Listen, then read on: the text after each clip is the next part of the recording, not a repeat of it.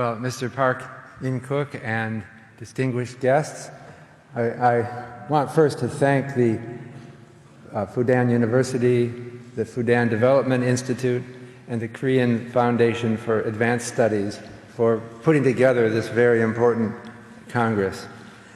The theme today is about the Asian future and Asian innovation. My view on these things is that much of what I would say for Asia would apply to other parts of the world as well. What my inclination to do is to talk about the basic financial infrastructure that allows economic growth. I think the miraculous economic growth that we've seen in China and other Asian countries in the past decades has had substantially to do with their improvements in their financial sector. The Asian countries have reacted well to the financial crisis that began, I would say, in the United States in 2008. It was not of their doing, but it was visited on them. And the Chinese economy has gone through a period of continuing growth throughout this crisis, partly because the government embraced modern stimulus policies that made up for lost export demand.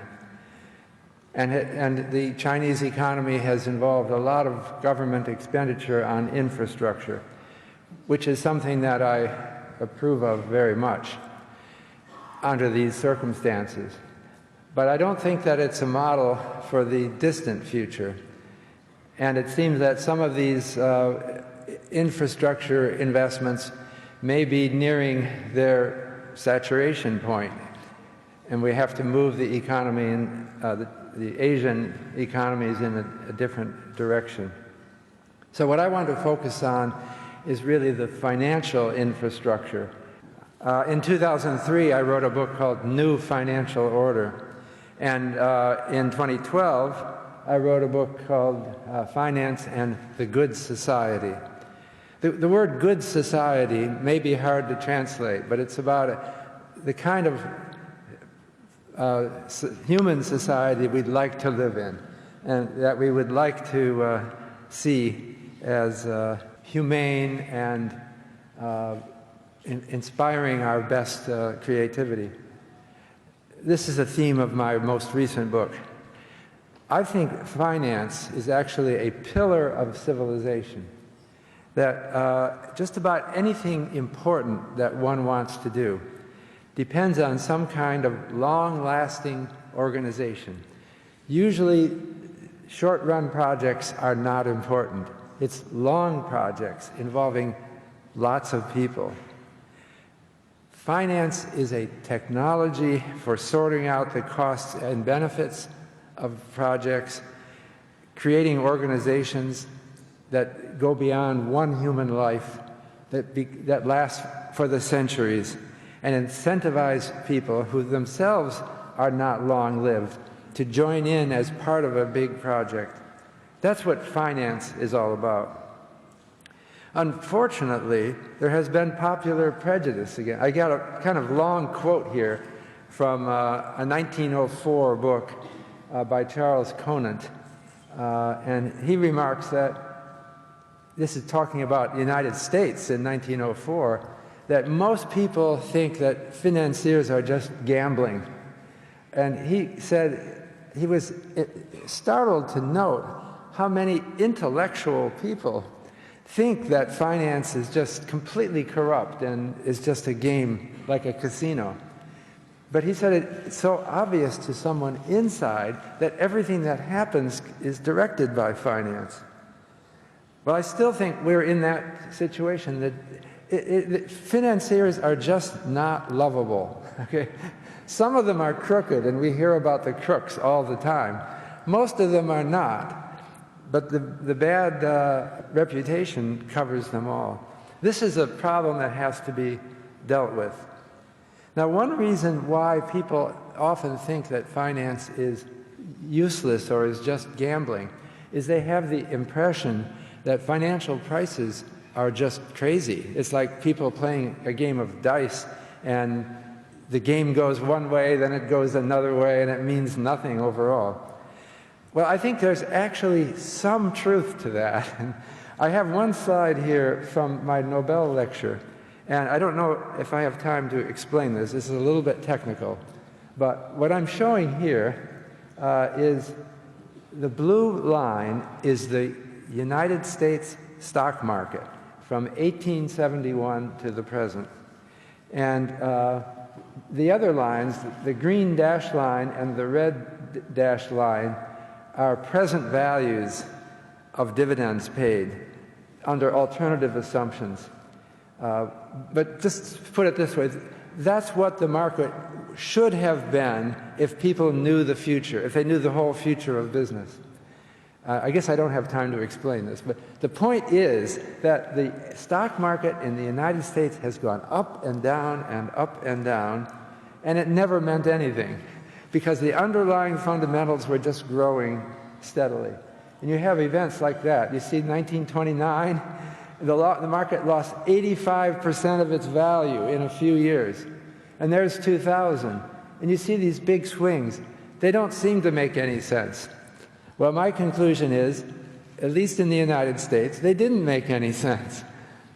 But there's still a role for financial markets, because there are so many different ways they take form, and this one, which attracts the most attention, is the least important. You're going to give me a tough time break on this. One thing that prejudices people against finance is the perception that many people are just playing some stupid game. And there's some evidence that that goes on, too. There is a remarkable paper by Barber, Lee, Liu, and Odin that looked at evidence from Taiwan about day traders. These are individual people who trade in and out every day. And so they said, let's take a look. How do those people do? Do any of them make money? And the basic conclusion is a few of them do, but almost all of them just, they end up losing so much money, they just drop out. So we see this kind of thing happening. There's a lot of spinning wheels, a lot of game playing. And another thing is that financial institutions deal with so much economic power that it generates opportunities for people for corrupt activities. So I have a new book coming out with George Akerlof called Fishing for Fools, and it's about the downside of a market economy. But we actually still think that market economies are the way to go. So we have 2 cheers, not 3 cheers for free markets. The bottom line is that what we need is regulation, and both government regulation and industry regulation, that is self-regulation. But regulation is costly, and I think this must be a dilemma here in China as well, where the GDP per capita is not as high yet as in other countries. So the cost of regulation must deter it. And of course we have to do some kind of cost-benefit analysis on regulation and not impose onerous, costly regulations. Nonetheless, regulation is central because of this tendency for corruption. Lawyers. We need lawyers. And now I hate to say that because so many people, for them, lawyers bring back bad memories, and they have to do with human conflict. But you have to have lawyers, because if people don't think that they can get the law enforced properly and get behind their activities, they won't start businesses. They won't be doing business. Now here's a little mission for China, which is to increase the number of lawyers. Israel is the #1 country in the world for lawyers, 1 per 169 people, and it's one of the most entrepreneurial and successful innovators in the world. You go down to China, it's 1 per 8,000. So I hate to, I'm not a lawyer, but I think you need more lawyers. in China. Personal financial advisors. Now, here, no country does really well. In the United States, there's only one personal financial advisor for every 1,000 people. I don't know what it is in China, but I'm pretty sure it has to be increased. Because if people don't understand what they're doing, these systems are so important and so complicated. You need someone to explain it to you and help you prevent errors. Now, there are problems. In the United States, we have an organization that I was very impressed by called the National Association of Personal Financial Advisors, which is an association of people who offer advice to the public, NAPFA. I was impressed by the organization, but you know what? They have only 2,400 members. That's 1 per 100,000 people in the United States. And on top of that, two of their former presidents were convicted of corruption, and one of them is in jail for 16 years. So it's inherent to the system. It's not inherent to any one country that corruption springs to life, even in organizations like this, which is ultimately idealistic. So I think that we need government subsidy for financial advice, legal advice, and we need regulation.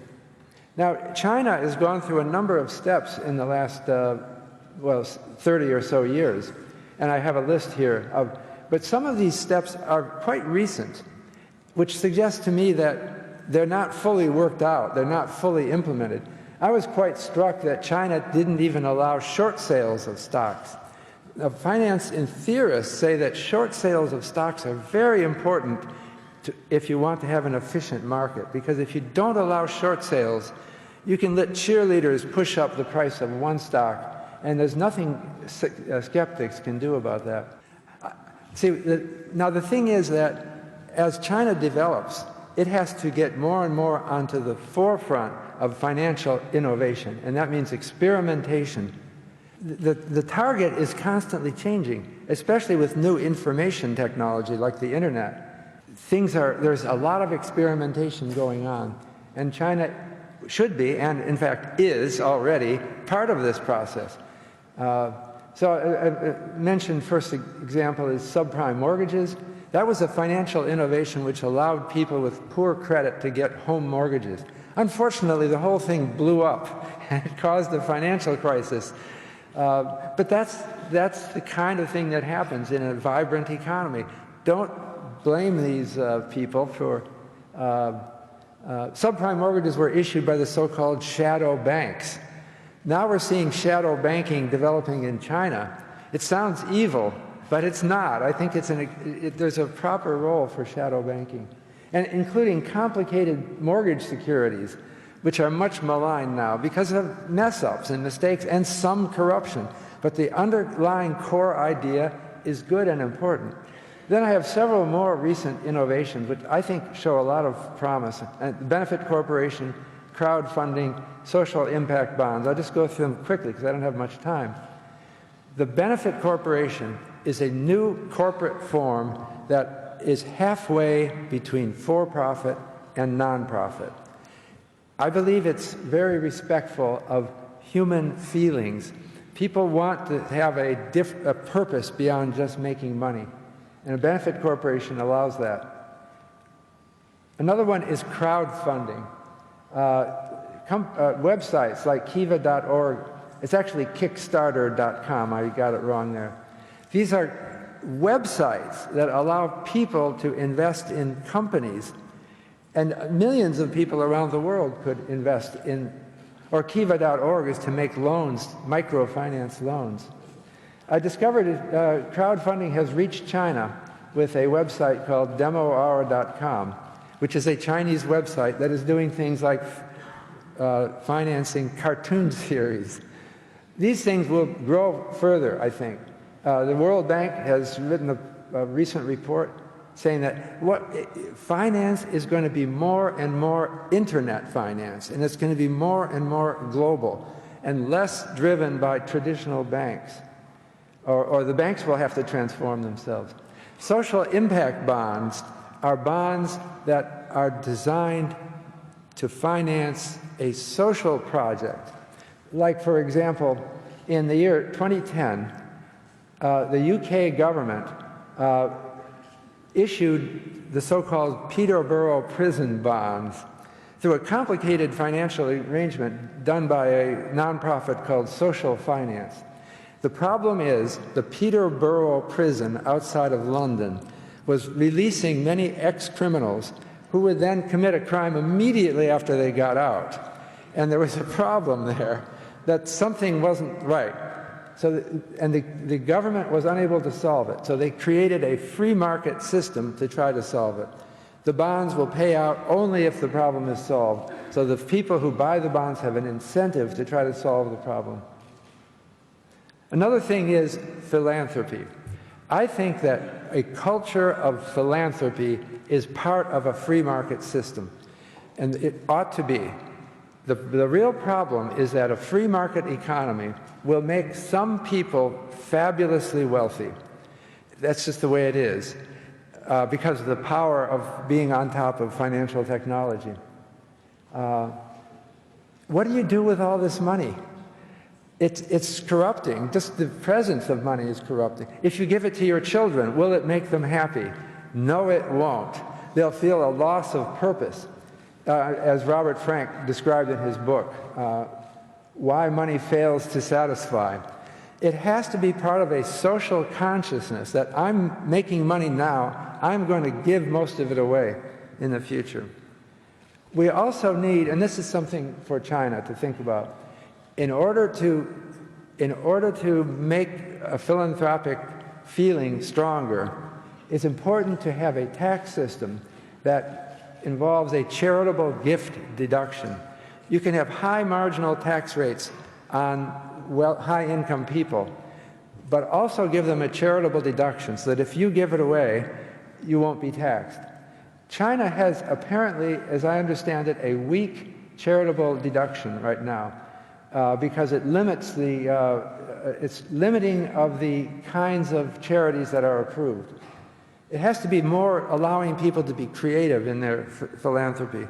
And I think that it would make more charitable donations coming from the people. Finally, this is my last slide. I wanted to say that finance is going through a revolution now because of the development of behavioral finance. That is psychology applied to finance. And people are not machines. They're not computers.